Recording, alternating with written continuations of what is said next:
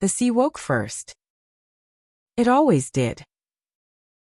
Waves curled toward the shore with a rhythm older than memory, and the scent of salt drifted through open windows and into linen sheets where Inès stretched slowly into her morning. It was the first day of the Festival du Mar, a 3-day celebration of the sea, of those who lived by it, sailed on it, sang to it, and sometimes lost to it. Her small fishing town on Portugal's Silver Coast had been preparing for weeks. Boats freshly painted, lanterns strung between chimneys, flags fluttering in green and red, and old songs echoing through alleyways during sunset rehearsals. Inès pulled her shawl tight around her shoulders and stepped barefoot onto the terrace. Below, the town shimmered. Pastel houses stacked like softened stones, smoke from early cooking fires, the blue dome of the chapel, and beyond it the endless ocean. By 8 a.m., the village square had already transformed. Fishermen laid out nets not for drying, but as decoration. Children tied ribbons to old oars. Grandmothers argued gently over the seasoning of arroz de marisco. Musicians tuned their cavaquinhos and guitars. Inés stopped at Dona Lucia's stall and bought 2 pastillas de nata still warm from the oven. For strength, the older woman winked. "You'll need it today." She wandered through the market. There were sardines grilled over open flames, bread stuffed with churrico, sweet fig jam, and honey collected from hives nestled in eucalyptus groves. Handmade crafts lined the streets, ceramic swallows, embroidered linens, tiny boats carved from driftwood. Mid-morning, the procession of the boats began. Inés followed the crowd down to the port, where dozens of fishing vessels bobbed like floating altars. Each boat was decorated with flowers, saints, and streamers. Fishermen wore crisp white shirts and red sashes. Children waved flags. The priest stood at the dock and blessed each vessel, his words drifting across the water like prayers. As the boats pushed out to sea, their horns echoed against the cliffs.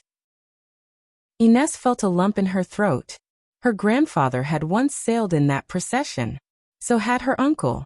And though the boat he had built now sat in a museum, she could still hear its motor in her dreams. By noon, the streets pulsed with music. A folk group set up near the old olive tree and began to play. Accordion, tambourine, and voices full of sunlight. Dancers in traditional costumes spun and clapped. Tourists joined in shyly. Locals laughed and pulled them closer. Inés danced too. Not with choreography but with memory. With barefoot rhythm on cobblestone.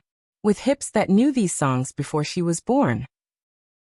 She rested in the shade of a fig tree, sipping sangria from a paper cup, her cheeks flushed with joy and sun. In the afternoon, a play unfolded in the amphitheater carved into the cliffs. A tale of a fisherman and a mermaid. Of love, and longing, and returning home. The sea below served as both set and soundtrack. As golden light stretched across the village, Inés helped her cousin set up tables for the communal feast. Long rows of wooden planks, linen tablecloths, flowers in glass jars. People brought what they had: grilled octopus, clams in garlic and wine, plates of olives and cheese, jugs of vinho verde, and loaves of broa still dusted with flour. They ate as the sun melted into the ocean. They sang old songs. To the sea, to the boats, to those who left, to those who stayed. And then the lanterns were lit.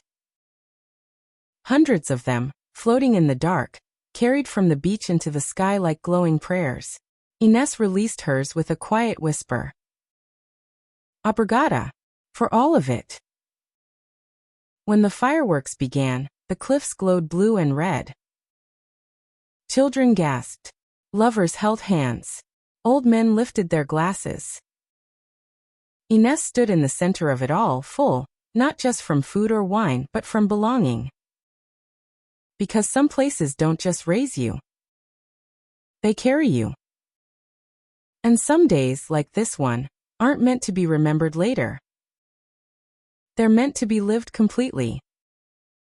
With salt in your hair, music in your bones, and a heart wide open to the wind.